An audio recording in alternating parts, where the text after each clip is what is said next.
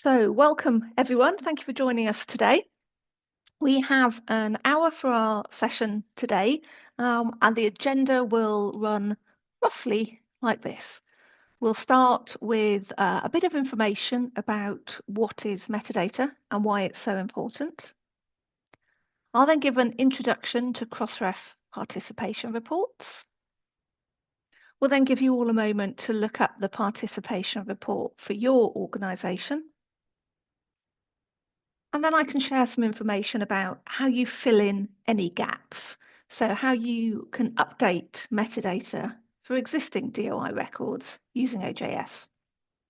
And then there should be plenty of time at the end for any questions that you might have. So a few introductions. Hello, my name's Amanda Bartel. I'm the Director of Membership here at Crossref, and I'm joining you today from just outside of the city of Oxford in the UK, where it's been raining for the last 40 days, which is very, very sad. I'm joined here on the chat by my colleague Shane. Shane, would you like to introduce yourself?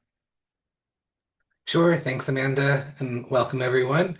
I'm Shane. I work on Crossref's technical support team. So if you've ever had to reach out to us about any technical issues, I may have been one to respond or one of my colleagues. And I'll be keeping an eye on the Q&A here today. So if you have any questions, please feel free to drop them in the Q&A. And yeah, and I'm based in Salem, Massachusetts, near Boston. That's great. Thanks, Shane.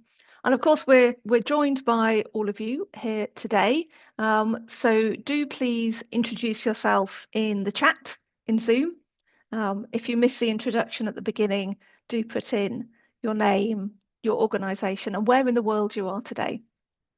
A few Zoom tips. You'll all be muted currently with videos off. If you do want to speak to us in the question section at the end, you can raise your hand in order for us to unmute you, and then you can verbally ask any questions. Alternatively, you can ask questions throughout the session, and Shane will be able to help you out. If you need to ask a question, don't use the chat box, use the Q&A box. That just makes it easier for us to answer each question in turn, and you'll get a clearer reply to your specific question. You can also see along the bottom of Zoom, there's a show captions button. So you can enable captions if you find that easier to follow along.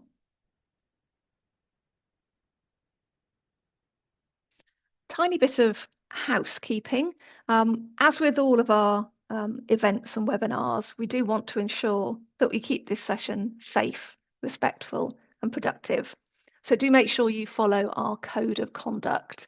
I've got the link up there on the screen, www.crossref.org/code-of-conduct. And I think Shane will be sharing that link in the chat in a moment.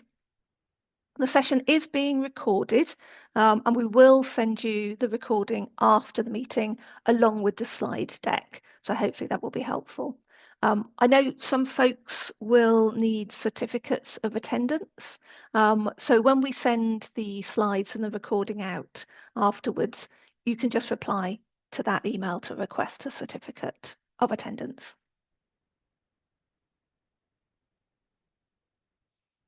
Okay, so that's all of our housekeeping out of the way. Let's get into the session proper. So we'll start with talking a little bit about what metadata actually is and why it's so important. Now, many of you on the call today will already be aware of this, and this is why you've joined us. You recognise the importance of metadata, but I think it's always useful to go over this, maybe for those who aren't quite so sure. So the official definition of metadata is data about data, which isn't really very helpful. It's a little bit circular. In terms of our community, when we talk about metadata, we're usually talking about the facts about your published content. So you'll all be very aware of sort of the basic bibliographic information, titles, dates, contributor names, abstracts. In the case of DOI records, the DOI itself and the record resolution URL. But there's also a lot of other very important information that you can share. Contributor information, for example, and those contributors' affiliations. So the names of your authors, their ORCID identifiers, the institutions that those authors are affiliated with, and their RAW IDs. You can also capture relationships. Items may be a version of another item or a translation. One item might reference another. And there's also information about provenance, where this has come from, who is a publisher, who is a steward. Funding information is also really important to capture. The funders themselves, funder identifiers, award numbers, grant DOIs. And of course, Crossmark allows you to keep the community up to date with any post-publication changes, so updates, retractions, corrections. Also other information, text and data mining agreements, the URL for the license under which the content is available, the URL for similarity check. So all of this metadata is really useful to share with the community, and then it can be used by human beings and systems and tools, both now and in the future. And its persistence is really what gives it its power. Somebody once described metadata as a love letter to the future, which I really like. So in terms of being a Crossref member, how do you get involved in this side of things? Well, as you all know, you've all joined Crossref as a member and been given a DOI prefix. You use that prefix to create unique digital object identifiers, DOIs, for each published work. You then register these DOIs and the associated metadata with Crossref. And we then share your metadata in a consistent machine-readable format with the global community through our APIs. And our APIs are completely free and open to anyone. So where does this metadata go?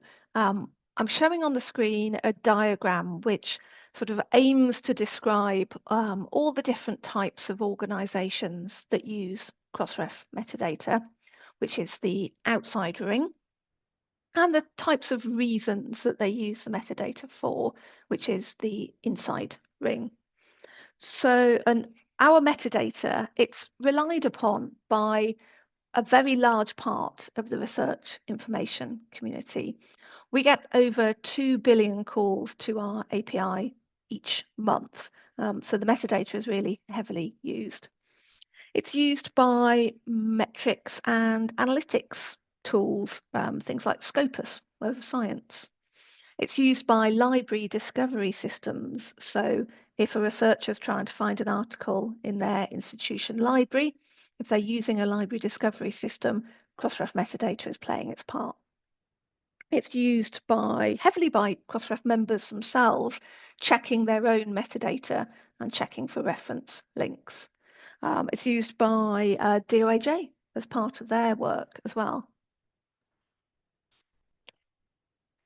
So most tools and services that you use in the research information space are probably using Crossref metadata in one way or another.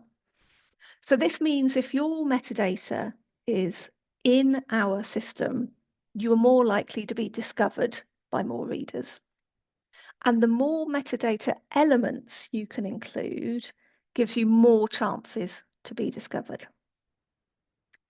Of course, the flip side of this is if there's a mistake or an error in your metadata, that feeds downstream to a lot of different places.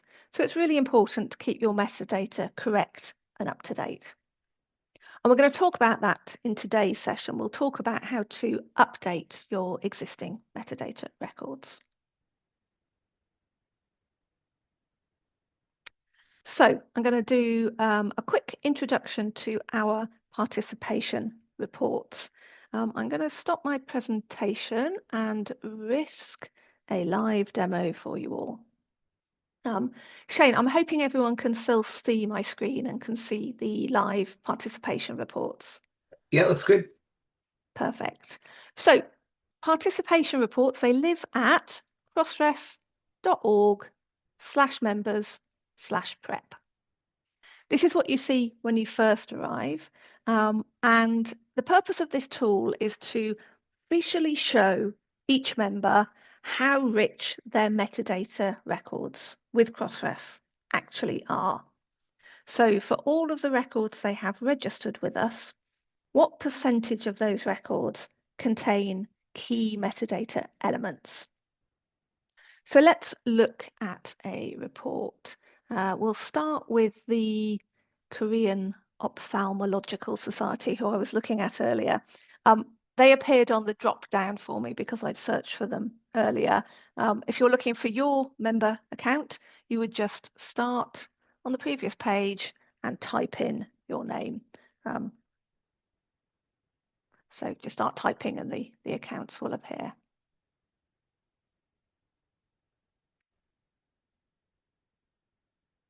But we will start with the Korean Ophthalmological Society. So here's the result for that particular member. You can see the name of the member here and the number of DOI metadata records they have registered with us. You've got a filter here to select date, and you can see it's defaulted to current records. If you want, you could look at back records, or you can look at your records for all time. Now, the definitions here, current content is anything that's published in the current year or 2 years previously. And back year content is anything older than that. So right now, current content is anything that was published in 2026, 2025, or 2024. Back year is anything from 2023 or earlier.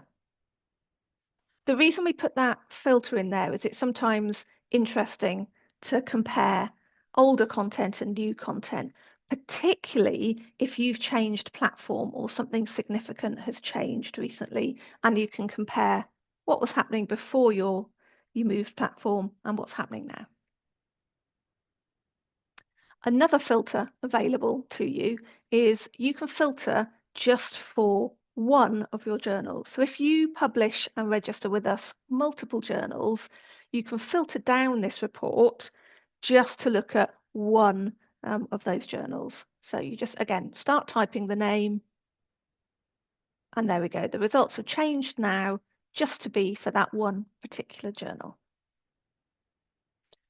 The other filters available to you are the types of content you have registered. You can see here the Korean Ophthalmological Society have registered one DOI record for a data set with us, and mostly journal articles. And here you can see the filter defaults to journal articles, but you can swap it to something else if you want to. If I look at another member who registers lots of different content types with us here, you can see for Sage publications, they register lots of different types of content with us. So that's all of the filters that are available.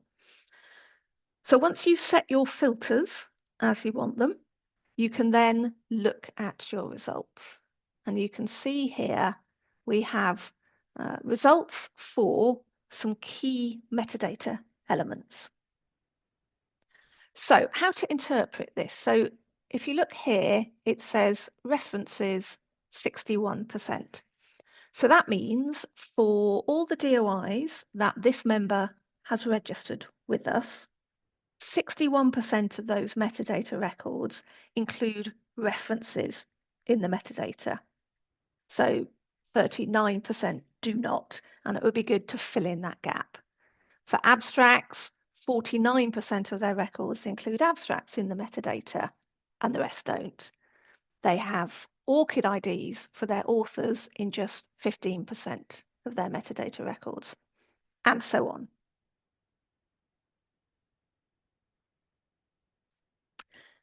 So we've highlighted these particular metadata elements as the ones that are really key to help with both discoverability, but also to provide trust signals and context about your published content. So let's go through them one by one. So references is up there front and center. So this means the percentage of metadata records that include your references. So you've actually sent your reference list to us in your metadata record. If you've got a low percentage for references, that would absolutely be the place to start. That's probably the most important metadata element to look at. If you include your references with your metadata records, you're really sitting that article within the context of the wider ecosystem. So readers can see how that article relates to other articles. But it also helps with your discoverability. So readers, so folks looking at metadata for the other articles will be able to see the links to your article, and you become part of a sort of what we would call a citation map or a citation network, making your content a lot more visible. Next on the list, we have abstracts. Now, abstracts are quite interesting. When we speak to folks who make use of our metadata, abstracts is always the one that they're asking for more of. People are very interested in using abstracts. They can obviously use AI or machine learning with abstracts to work out subject areas, topics, really get to the nub of what that article is about. So if your references percentage is already very high, the next one to look at would be abstracts. We also have ORCID IDs. So these are, for those who don't know, unique identifiers for individual authors. So where a DOI is a unique identifier for a published work, an ORCID ID is a unique identifier for a human being, for an author. And you may think that can be done just by an author's name, but not necessarily. Many authors will have the same name. Names change over time. Names can maybe have multiple spellings. So ORCID IDs really do provide a unique identifier for your authors. Also related to authors, you have affiliations here. So that's the institutions that your authors are affiliated to, who they're employed by. And this is really useful context for the research itself. It also helps the the institutions themselves when they might use our metadata to find content that was published by one of their staff. So it's just another really nice data point to try and get your content discovered by more eyeballs. With affiliations come RAW IDs, Research Organisation Registry IDs. So again, where a DOI is a unique identifier for a work, a RAW ID is a unique identifier for an organisation. We then move on to information about how these items were funded. So you have information about the funding organisation itself, which you can get from our funder registry. Again, we can provide, this provides unique identifiers for funding organisations. And also you can capture the individual funding award numbers themselves. The final few I'm going to skip over. I think the final three, particularly if you're an OJS user, you'll probably find you already have pretty high percentages for, because OJS looks after that for you. And crossmark, I think, is probably a topic for another day. So those are the individual elements. If you're looking at this report yourself in the future and you can't quite remember what one of these elements is, each of them has a little eye next to it, which gives you this little pop-up so you can click on a link to find out why is this element so important, where you can find out more, and how to improve the score. Something that's fairly new on our participation reports is this download gap report. So if you see one of these elements, you see you have a particularly low percentage and you want to fill in the gap, you'll need to know which DOI records are missing that metadata element. So you can actually click on here, select the one you're interested in. So say you've got missing references, and then click on Download Gap Report. And I won't download one now. I'm just going to jump back to our presentation to show you what that looks like. Shane, I'm hoping we're back to the slides now and everybody can see the slides. Is that correct? Yes. Perfect. So when you download your CSV, you'll get a file that looks like this. It gives you the DOI that has this missing item, the created date of that DOI record, and what's the missing field. So it really easily allows you to find your gaps and fill them in. So let's dive in. I don't know if you've all had a chance to look at your prep yet, at your participation report, but if you haven't yet, please go to crossref.org/members/prep. You'll need to type in your Crossref member name. If you're not sure what that is, if maybe we've got you under a slightly different name and you're struggling to find your account, do pop your DOI prefix in the Q&A and we should be able to look you up. And I'll just give it a few moments for everyone to find their report and just take a quick look.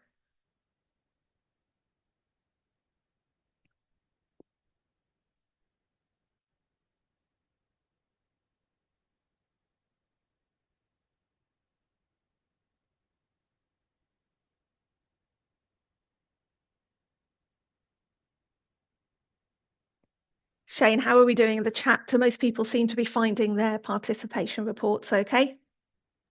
People are being pretty quiet. I'm assuming that means there's no questions, but if you do have any questions about either finding your participation report or anything that pops up on it, let us know in the Q&A. Great stuff. Well, in that case, I will continue on. I'm going to now cover how you go about filling in the gaps. So if you've looked at your participation report and you've seen there are gaps in your metadata, how do you fill in those gaps using your OJS platform? So quick reminder, as you'll all probably know, as a Crossref member, there's an initial charge when you first register a DOI record. But after that, there are no further charges to update the metadata on an existing record. So you can find the existing metadata, the existing record, add extra metadata, update a mistake, whatever you need to do without any further charges. So any updates are absolutely free. In OJS, you need to find the relevant record, unpublish, update the missing metadata, and then republish. And in this session, I'm going to focus on references, abstracts, authors and their affiliations, and funding information. So references, we said before, references are key, and I would always start here first. And there are really 3 key steps to set this up in OJS. So step 1 is make sure you have references configured.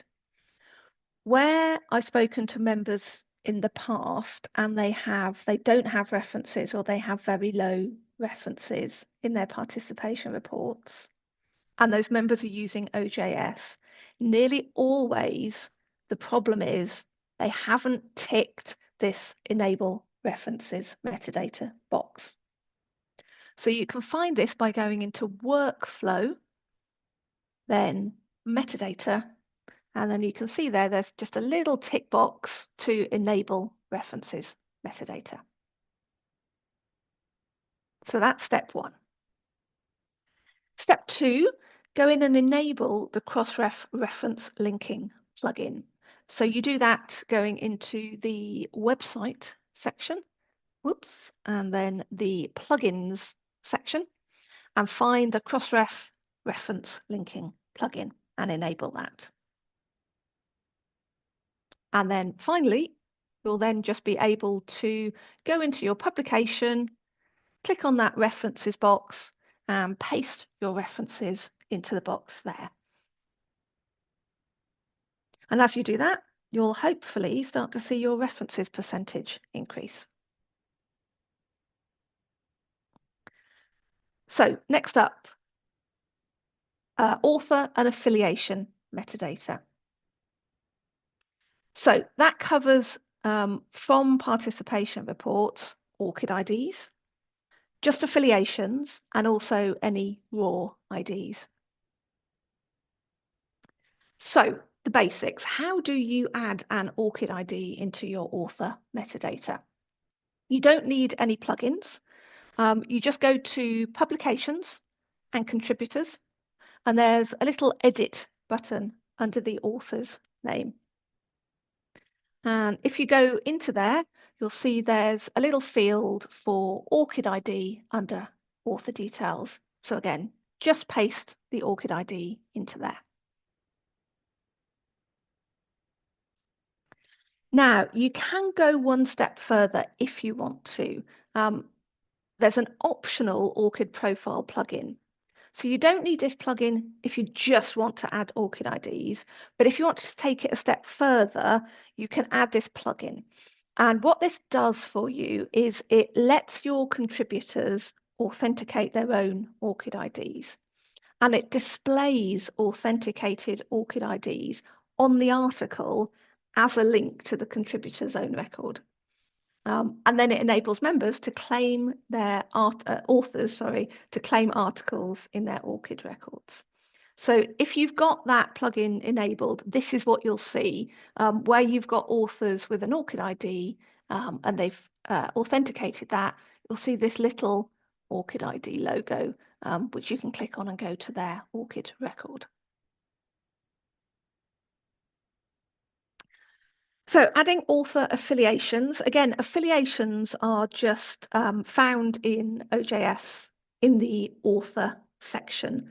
No extra plugins needed. So with OJS version 3.123, there's just literally a box that says affiliation, a field for affiliation where you put in the institution your authors are affiliated with. In OJS version 3.4, if you're using a more up-to-date version, it's under the More User Details section. I believe version 3.5 is now available, and I think that's also in a More User Details area as well. So some of you, or probably many of you, will see your affiliations down at 0%, and you might be thinking, well, that's strange. I'm pretty sure I'm adding affiliations. Unfortunately, there's currently a problem with OJS sending affiliation metadata to Crossref. This will be fixed, though, with OJS version 3.5. In the meantime, just keep adding your affiliation metadata into your platform. And when you eventually upgrade to 3.5, this information will feed over to us.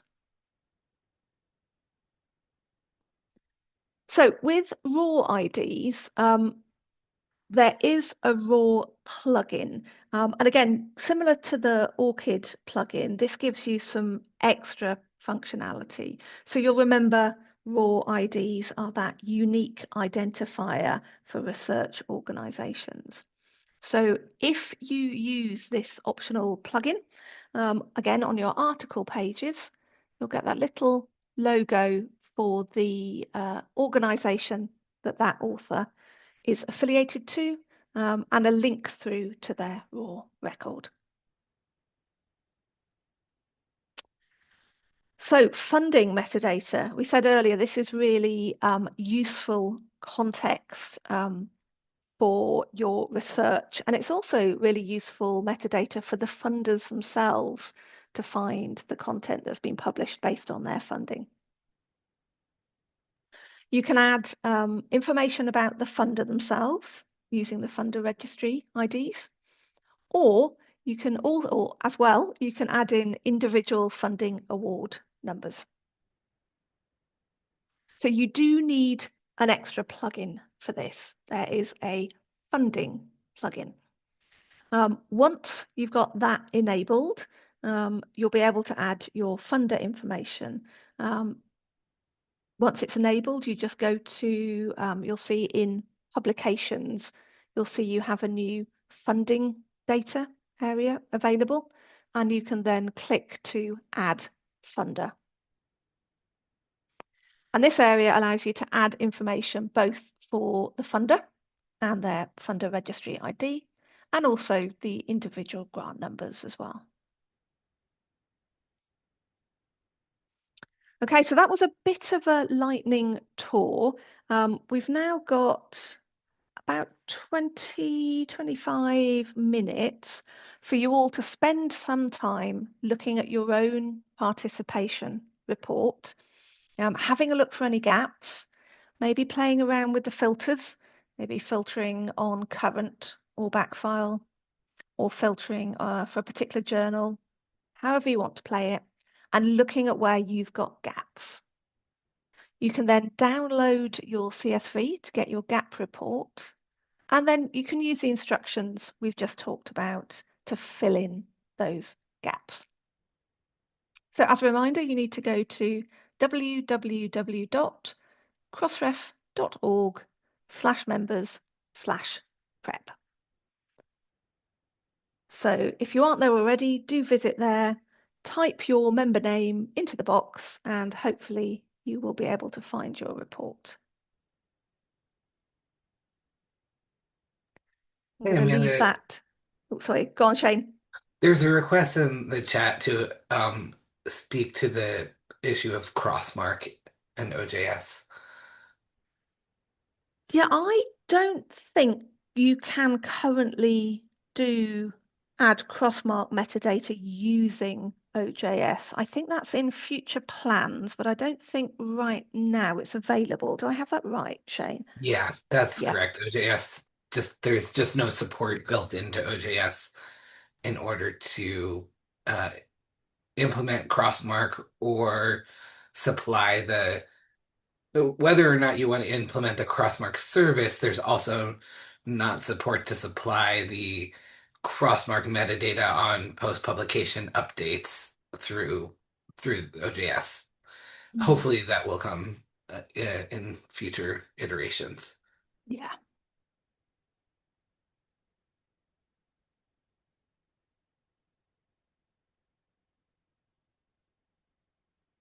I'll stop sharing my screen and have a quick look to see if, obviously, do post any questions in, have we got our Q&A? There we go. Do post any questions in the Q&A, or if you want to ask something live, you can just raise your hand.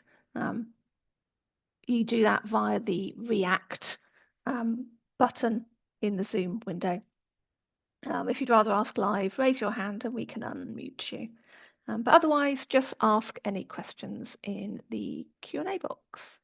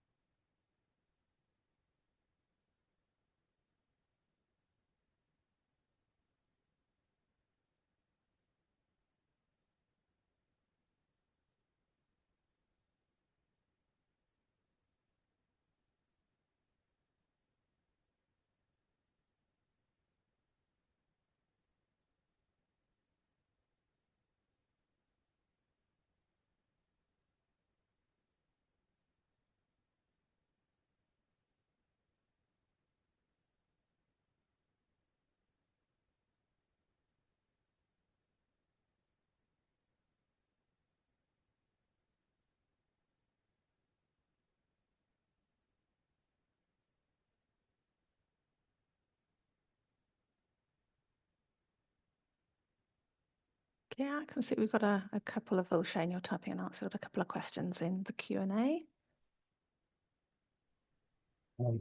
Yes, I am going to address in the Q&A the second question about article types, Mm-hmm. and then think about that uh, longer question while I'm doing Mm. that. Sure. I'm going to read the question from Nadia. Thank you.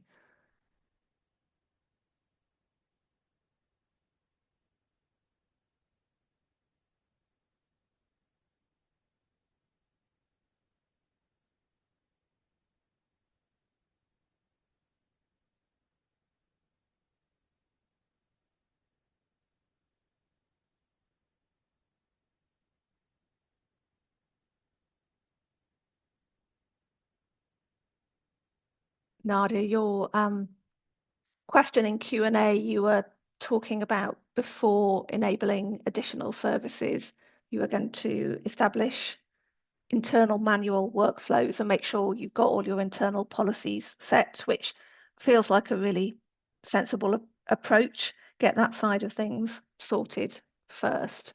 And you asked whether manually collecting and displaying ORCID IDs on articles is allowed without any special membership or integration.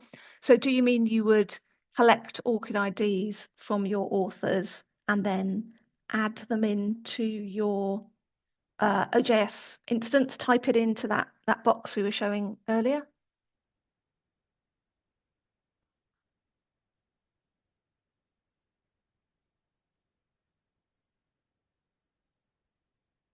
Nadia, do you you can type your answer in the Q&A or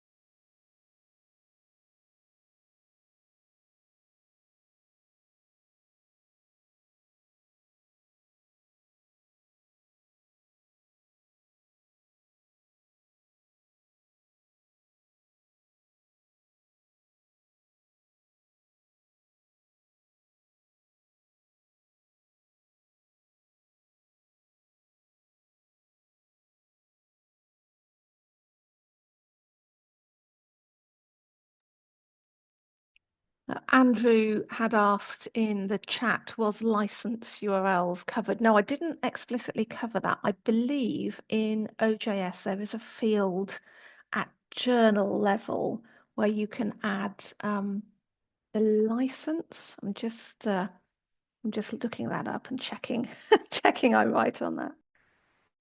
Yeah, that sounds right. There's one license and it just populates out to every article because I think OJS assumes that you're going to be using the same type of license for everything in your journal. Perfect.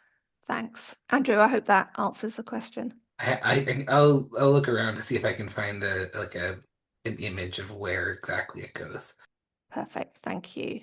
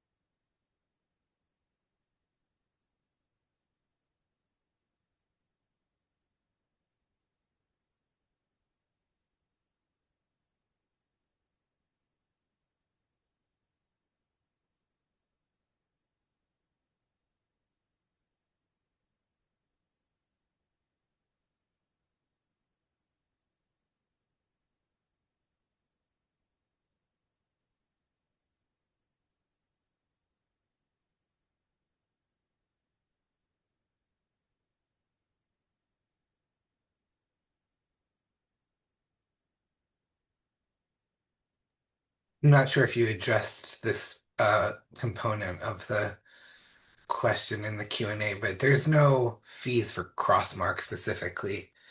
We don't we call Crossmark a service, but really it's just metadata.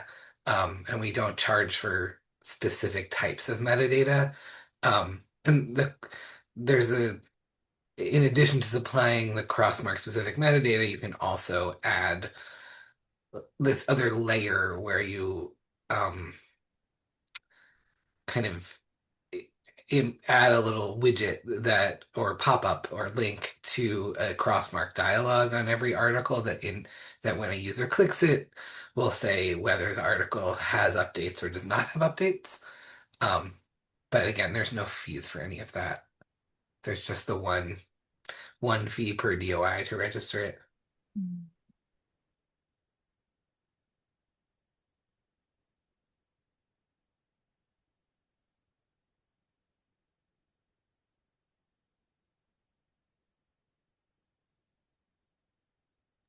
Yeah, that's a great question. Um, you absolutely can supply update information in the metadata without implementing the whole Crossmark service. Um, and we encourage that. You can't do it using OJS yet. It has to be supplied directly through an XML upload. But it's definitely something we would encourage. And the fact that those post-publication updates are in a portion of the XML that is called Crossmark is due to, the historical nature of how our schema has evolved, but you don't have to think of it in terms of the Crossmark service and implementing the whole thing with the links and the pop-ups. You can just think of it if this is more suitable to you as a way to supply information about how your items have changed over time. Yeah, Nadia's question was about is it acceptable to include update related metadata manually in our Crossref XML deposits without displaying the Crossmark logo or claiming that Crossmark is enabled? And that reminded me of something else probably to mention. So when you're registering your DOIs with us using the OJS platform, you've got two options for how you choose to do that.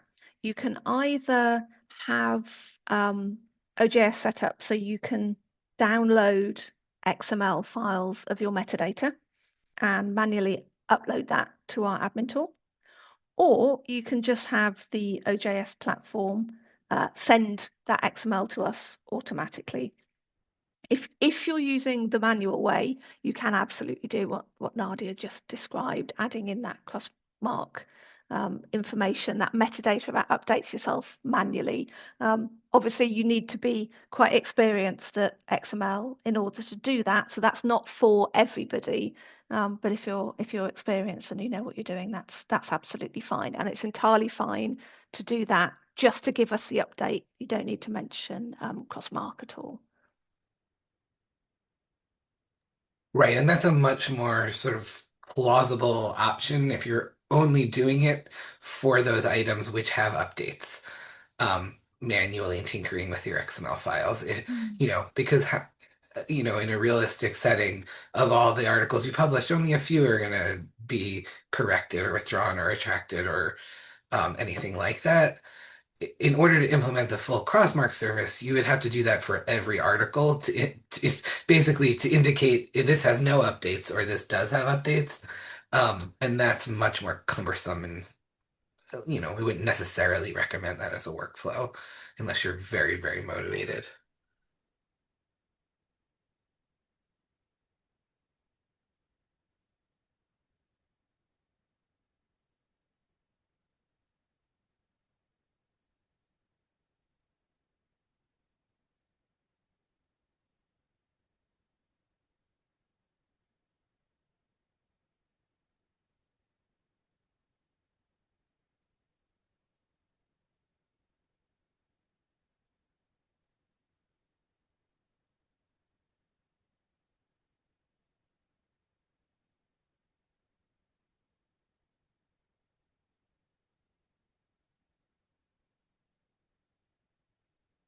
Just going to skim back through the chat to make sure we've answered everybody's questions.